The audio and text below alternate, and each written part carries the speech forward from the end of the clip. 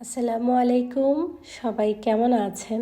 আশা করছি যে যেখানেই আছেন আল্লাহর রহমতে সবাই সুস্থ আছেন। আলহামদুলিল্লাহ আমরাও ভালো আছি। নতুন আরও একটি ব্লগ দেখার জন্য আপনাদের সবাইকে স্বাগত। সকালবেলা এখানে বিছানাটা গুছিয়ে নিয়েছি। বাচ্চারা ঘুম থেকে উঠে গিয়েছে, ওরা ফ্রেশ হচ্ছে। এই ফাঁকে আমি বিছানাটা গুছিয়ে নিচ্ছি। একটা রুমের মধ্যে যদি বিছানাটা গোছানো পরিপাটি থাকে তখন মনে হয় পুরো রুমের অর্ধেক কাজ এখানেই শেষ, আর রুমটাও দেখতে অনেক বেশি পরিপাটি আর গোছানো মনে হয়।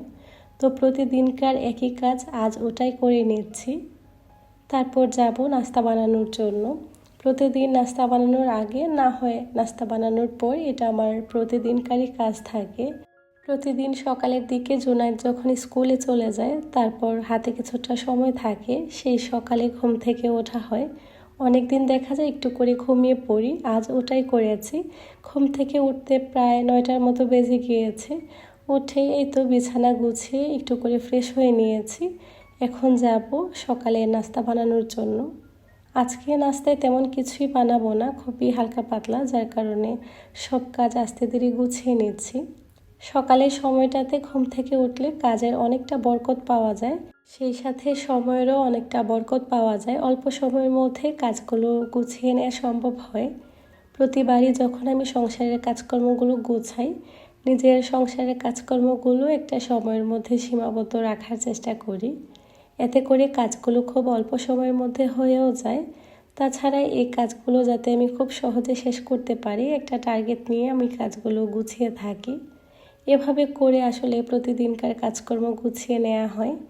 এর মধ্যে অনেক দিনই হয় যখন কাজ করতে ভালো লাগে না, এভাবে রেখে দিই। তবে রেখে দেয়া বা জমে থাকা কাজগুলো পরে করতে কিন্তু অনেক অলসতা লাগে। কার কাছে কেমন লাগে জানি না, তবে কেন যেন আমার মধ্যে একটা অলসতা চলে আসে। তো প্রতিবার চেষ্টা করি যাতে নির্দিষ্ট সময়ের মধ্যে কাজগুলো গুছিয়ে নিতে। তবে হ্যাঁ, প্রতিদিন তো আর সমান যায় না, কখনো কখনো জমিয়ে রাখি, পরে করি, এরকম আর কি। তারপরেও চেষ্টা করি যাতে কাজগুলো করতে পারি। তারপর আমি আমার জন্য নাস্তা বানিয়ে নিচ্ছি। এই সময়টাতে বাসায় তেমন কেউ থাকে না, যার কারণে আমার নাস্তাটা একলাই করতে হয়। জুনায়েদ স্কুলে, জুনায়েদের বাবা অফিসে, আমি আর মুজাহিদ বাসায়, এই তো সকালের নাস্তাটা করে নিচ্ছি।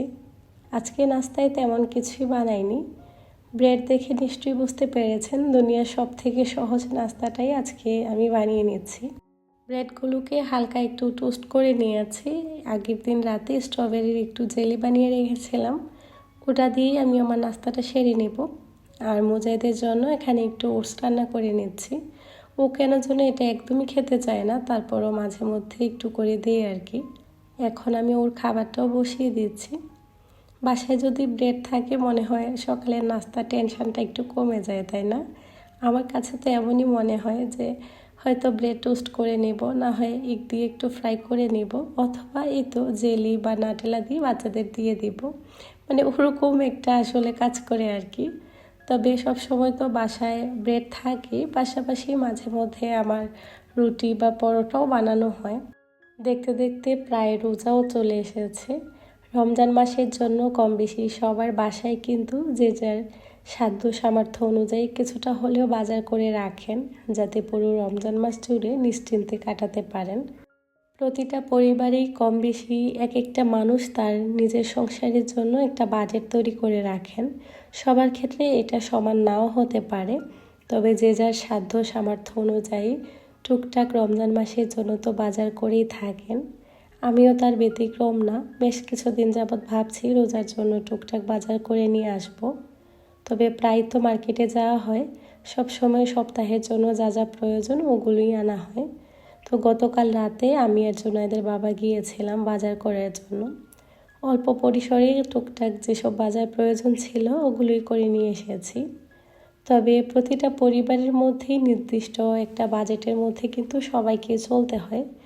সীমাবদ্ধতা সব কিছুতেই সুন্দর, যদি এর বাহিরে তেমন কিছু হয়ে যায় তখন কিন্তু পুরো মাসটা চলা অনেকটা কঠিন হয়ে যায়। রোজা হোক বা এমনিতেও মাসের বাজারের জন্য প্রতিটা পরিবারের নির্দিষ্ট একটা বাজেট তৈরি করা হয়। এই বাজেটের মধ্যে সীমাবদ্ধ থেকেই কিন্তু আমাদেরকে বাজারটা করতে হয়, অথবা পরিবারের যে সদস্য এই কাজগুলো দেখেন তাদেরকে কিন্তু ওইটার মধ্যে সীমাবদ্ধ থাকতে হয়। ওইটার মধ্যে সীমাবদ্ধ থেকেই সংসারের জন্য বাজারটা গোছাতে হয়। আর আমরা যারা গৃহিণীরা আছি তাদের চেষ্টা তো থাকেই যে কম সময়ের মধ্যে যাতে চালিয়ে নিতে পারি, সেই চেষ্টার তো কোনো কমতি থাকে না। তারপরও আমরা মানুষ, চাহিদা সম্পূর্ণ, আজকে এটা তো কালকে ওটা, অনেক কিছুরই প্রয়োজন হয়। সংসার এমন এক জায়গা যেখানে প্রয়োজনের শেষ নেই। আজকে এটা লাগছে তো কালকে ওটা। আজকে এত কিছু বাজার করে আনার পরও দেখবেন 2 দিন পর কোনো না কোনো জিনিস ঠিকই প্রয়োজন হচ্ছে। আমরা মানুষ, চাহিদা সম্পূর্ণ, কোনো না কোনোভাবে আমাদের প্রয়োজনের শেষ থাকে না। যাদের পরিবারের লোক সংখ্যা কম বা পরিবারের সদস্য কম, তাদের ক্ষেত্রে দেখা যায় পরিমাণটা একটু কম করেই রাখা ভালো। যদি প্রয়োজন হয় শেষের দিকে নতুন করে আবার কেনাকাটা করা যায়। তবে যাদের পরিবারের লোক সংখ্যা বেশি বা সদস্য বেশি, তাদেরকে যেহেতু একটু বেশি পরিমাণে বাজারটা করতে হয়, তো সেক্ষেত্রে খেয়াল রাখতে হবে যাতে যখনই কেনাকাটা করেন একসাথে কিছুটা বেশি করে যাতে কেনেন। এতে করে যখনই বড় কোনো প্যাক কিনতে যাবেন অথবা চাল, ডাল, তেল এগুলো কিনতে গেলে কিন্তু বড় সাইজের যে কোনো কিছু কেনার পর কিছু টাকা কমে পাওয়া যায়।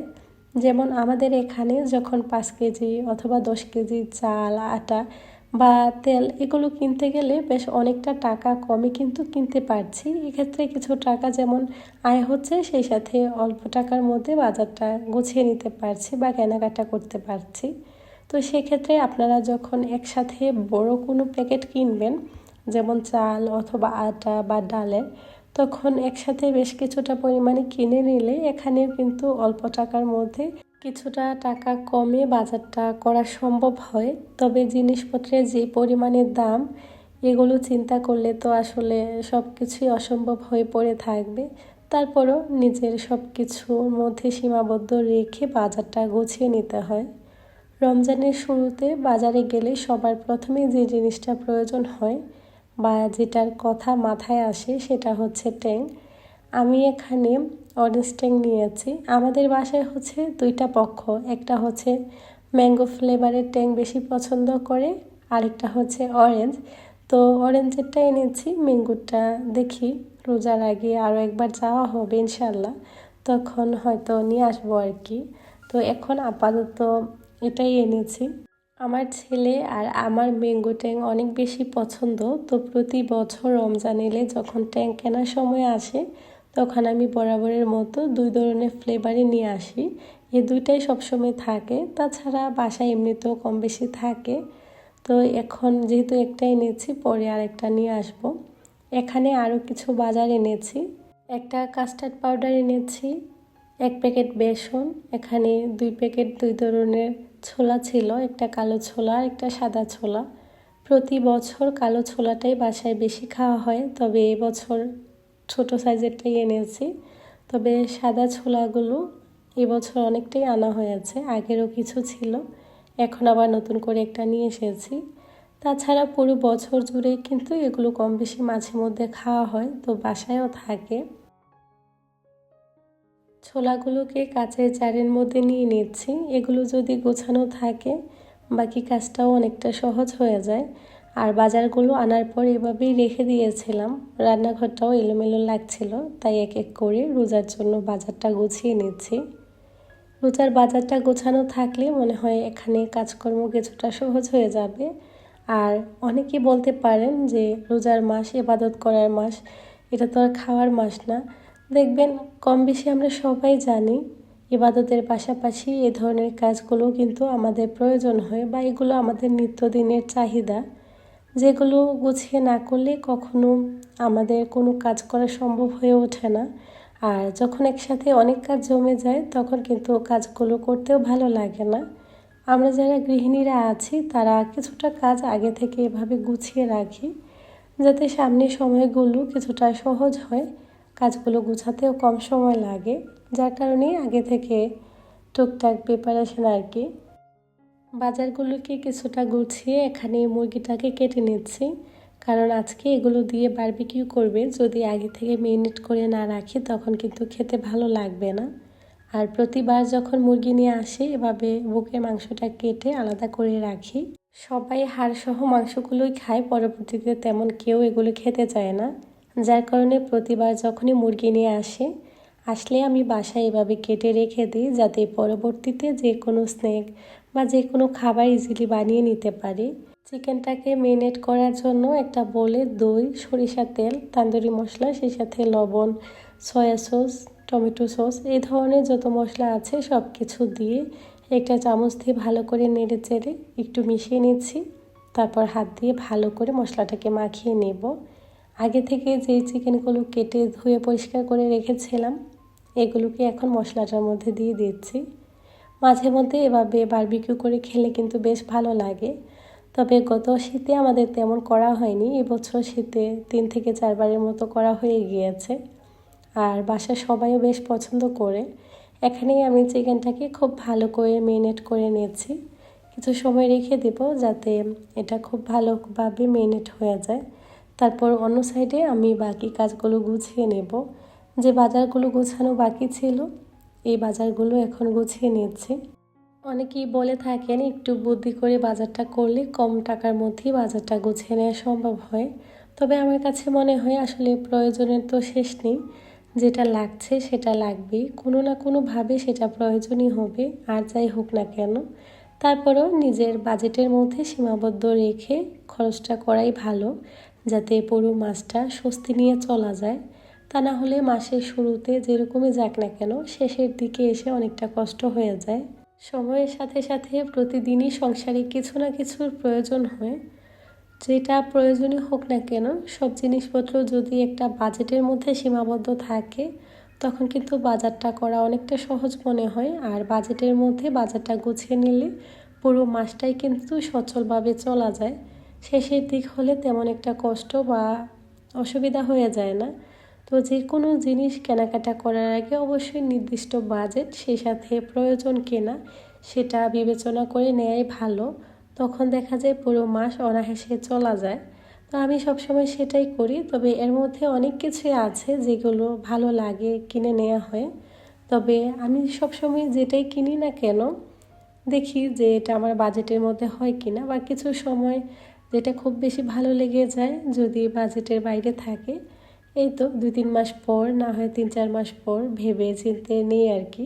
সব সময় যে ভেবে চিন্তে কাজ করি তাও না, কিছু কিছু সময় কিচেনের আইটেমগুলো দেখলে খুব বেশি ভালো লেগে যায়। আর যদি বাজেটের মধ্যে থাকে কিছু সময় নিয়ে নিই। তবে কখনো কিন্তু মাস শেষে বাজেটের মধ্যে সীমাবদ্ধ থাকা হয় না, এর বাইরেই কিন্তু অনেকটা চলে যায়। তারপরও ওই যে একটা টার্গেট নিয়ে থাকলে এর মধ্যে কিছুটা আয়ত্ত করা যায় আর কি। তারপরও প্রতিটা সংসার আলাদা, সংসারের মানুষজন আলাদা, খরচ আলাদা। কোনো পরিবারের সাথে কোনো পরিবারকে নিয়ে কম্পেয়ার করা আসলে সেটা ভুল হবে। প্রতিটা পরিবারের নির্দিষ্ট খরচ বা নির্দিষ্ট একটা বাজেট আছে, সেই অনুযায়ী সবাইকে চলতে হবে। ওটাই হচ্ছে সহজ সমাধান। সেটা মাসের বাজার হোক অথবা রোজার বাজার বা যে কোনো সংসারের খরচ, নির্দিষ্ট বাজেটের মধ্যে থেকে সব কিছু খরচ করলে সব কাজ অনেক সহজ হয়ে যায়। আর অল্প বাজেটে চলাটাও সম্ভব হয়। রোজার বাজারের পাশাপাশি এখানে সপ্তাহের জন্য অনেক কিছু বাজার ছিল যেগুলো এখন গুছিয়ে নিয়েছি। আজকের ভিডিওটা এই পর্যন্তই। সবাই ভালো থাকবেন। আল্লাহ হাফিজ।